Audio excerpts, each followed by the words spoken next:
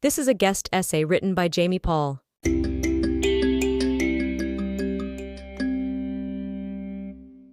It has been a tumultuous 6 months in the Middle East. After the Palestinian terrorist group Hamas attacked Israel on October 7, 2023, killing 1,200 people, mostly civilians, in addition to raping, incinerating, mutilating, and kidnapping hundreds, the world watched in horror. Yes, there were many on the Islamic right and the Western left who found the modern-day pogrom cause for celebration, or, as a Cornell University professor put it to a cheering crowd of students, exhilarating. But they were a clear minority. Israel was showered with a rare deluge of international sympathy, at least until they began fighting back. In the months since, Israel has taken the battle to Hamas, who operate embedded within civilian population centers like hospitals and schools, and in extensive underground tunnel networks that run beneath residential neighborhoods. As Palestinian civilians in the thousands have been caught in the crossfire, Israel's rare public relations honeymoon quickly evaporated. From the moment they started defending themselves, a growing chorus of critics has taken to describing Israel's retaliatory strikes in the ensuing war as genocide. A January 2024 poll found that over a third of U.S. adults and nearly half of 18 to 29-year-olds thought that Israel was perpetrating a Palestinian genocide. In another survey taken a week later, these figures jumped to half of U.S. adults and over two-thirds of young people. What we are seeing here is a widening disconnect with reality. The problem is not that the Israelis are committing genocide, but that they are winning the war. Increasingly, people cannot seem to tell the difference between the two, especially when it comes to Israel. U.S. federal law defines genocide as violent attacks with the specific intent to destroy, in whole or in part, a national, ethnic, racial, or religious group. Definitions vary slightly from source to source, and many legal scholars and historians disagree about its precise meaning. But broadly speaking, genocide refers to mass killing done with the intent to wipe out a particular people. Let's be clear. Israel is not committing genocide based on any understanding of the term prior to the past 5 minutes, but genocide apparently ain't what it used to be. Genocide, it seems, has gone the way of white supremacy, Nazi, racism, and groomer. It has been overused, misapplied, and wolf-cried for cheap political effect to the point of losing all meaning. Genocide was coined during the Holocaust as a way to distinguish crimes of such unimaginable magnitude from other kinds of atrocities. The sad irony is that while two-thirds of young adults think Israel is guilty of genocide, a December 2023 poll found that 20% of this same cohort thinks the Holocaust is a myth, and 30% are not sure. That's right. Most young people believe Israel is committing genocide, and half also agree, or neither agree nor disagree, that the event which inspired the creation of the term, and perhaps the most clear-cut example of genocide in all of human history, is a myth. The double standard imposed on Jews may never be more neatly expressed in numbers. A 2020 survey of American adults under 40 found that 63% did not know that 6 million Jews were killed in the Holocaust, and 11% believed that Jews had caused the Holocaust. And it is not just the U.S. Nearly a quarter of Dutch people born after 1980 said the Holocaust was either a myth or exaggerated in a 2023 poll. There is a point at which ignorance and moral certitude combine to become truly dangerous, and we have blown past that line, leaving a sizzling vapor trail. With that being said, the mounting death toll of the Israel-Hamas war is concerning.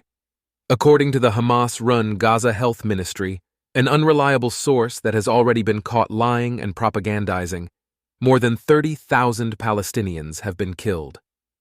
The true number may be substantially lower, not only due to exaggeration, but because the Gaza Health Ministry, in the words of the Associated Press, never distinguishes between civilians and combatants when providing casualty counts. Given the overall scale of destruction evident in available photos and footage, however, it is obvious that civilian deaths have easily reached into 4 and likely 5-digit figures. Tragic though this loss of life is, It is the inevitable outcome of fighting an enemy who uses human shields in one of the most densely populated places in the world. As the political scientist and national security strategist Barry Posen wrote, "When war is fought among civilians, civilians are killed. Fighting among civilians, especially in urban areas, always means hell on earth for the civilians who may be trapped there." To put things in context, in World War II, Allied forces bombing in populated areas ahead of the Battle of Normandy killed about 20,000 French civilians. More recently, as Posen notes, the 2016 to 2017 U.S. led campaigns to destroy the Islamic State in Mosul, Iraq, and Raqqa, Syria, two cities that had a combined estimated population of 1.8 million, killed between 13,100 and 15,100 civilians. Gaza, by contrast, has an approximate population of 2.2 million. Though the war has come at a heavy human cost, Israel seems to be winning it, much to the chagrin of their critics. According to official Israeli sources, 12,000 Hamas fighters have been killed, close to half of their total fighting force. 18 of the 24 Hamas battalions have been defeated, and Hamas's vast underground tunnel complex is being systematically collapsed and destroyed. Israel appears determined to see this war through, which is only rational. A majority of Israeli Jews in a recent survey believe that Israel will win the war, and a plurality of Israelis favor defeating Hamas over prioritizing the return of hostages. The belief, or hope, from many in the pro-Palestinian camp is that Israel, as an outside, occupying, settler colonialist force, will tire of their campaign and lose the will to continue amid climbing death, international condemnation, and perhaps economic penalties. But this analysis is based on a false premise. Israel is not King George in the American colonies. Israel is not Napoleon in Russia, or the Soviets in Afghanistan, or the US in Vietnam. The Israelis are not invaders fighting a war on foreign soil. They are a people fighting a war in defense of their home. They have the far stronger military, and the kind of resolve no aggressor could ever muster. They are not fighting to conquer new territory, much less exterminate a race of people. They are fighting to protect their families from a terrorist regime that has both told and shown the world what they would do to the Israeli people given the means. Israel, like all nations, has the right to defend itself. Yet many wring their hands over the fact that the Israeli response has not been proportionate.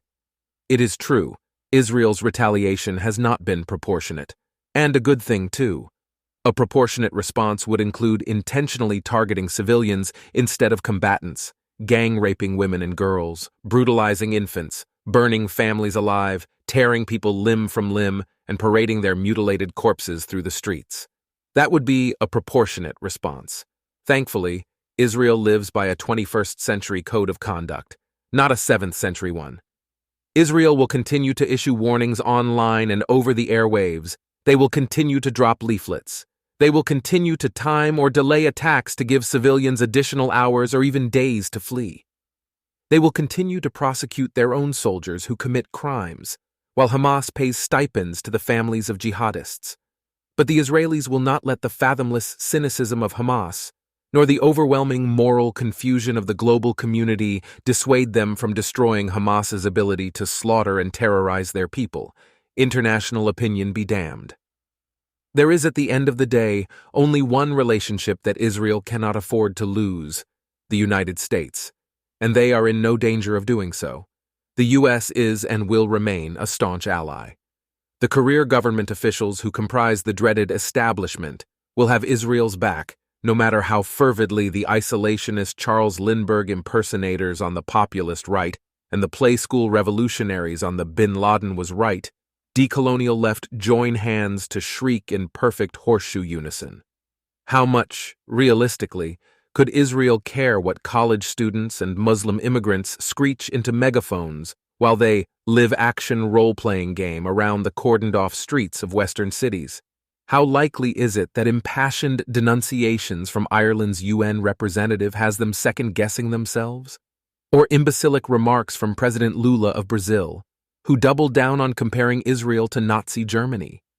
This entire farce of smearing Israel's military actions as genocide is part of the broader strategy to delegitimize Israel on the world stage and advance the ongoing pro-Hamas public relations war against them. And that is a war Israel cannot and will not win. Many Western critics are simply misinformed, naively ignorant about the nature of war, and woefully bereft of anything resembling knowledge of history or geopolitics. But there are many who know better, who willfully hold Israel to an impossible double standard, and who single them out as the only country not allowed to defend itself or win a war. Many Muslim partisans side unconditionally with their co-religionists. And many in the global South, under the influence of America's most pernicious export, identitarian culture wars, are prone to see in Israel an echo of their own bitter memories of Western colonialism. But Israel is approaching a breaking point where the sentiments and demands of the international community can no longer be taken seriously. If Israel listened to what their critics around the globe increasingly want, the cessation of self-defense and the abolition of their own nation from the river to the sea, they would be signing their own death warrant. If Hamas surrendered, this conflict would be over. If Israel surrendered, however, the attacks would continue. And if Israel were abolished, every last Jew in the Middle East would be killed or expelled. Israelis know this in their bones. No nation is just going to lie down and die to appease public opinion. The Israelis will win this war. They will not kill anti-Semitism or anti-Zionism or the resentment and fury caused by the many bystanders tragically caught in the crossfire. They cannot kill ideas. Nobody can. But they will show the world that while you can hate the Jews, you cannot bully them. Not anymore.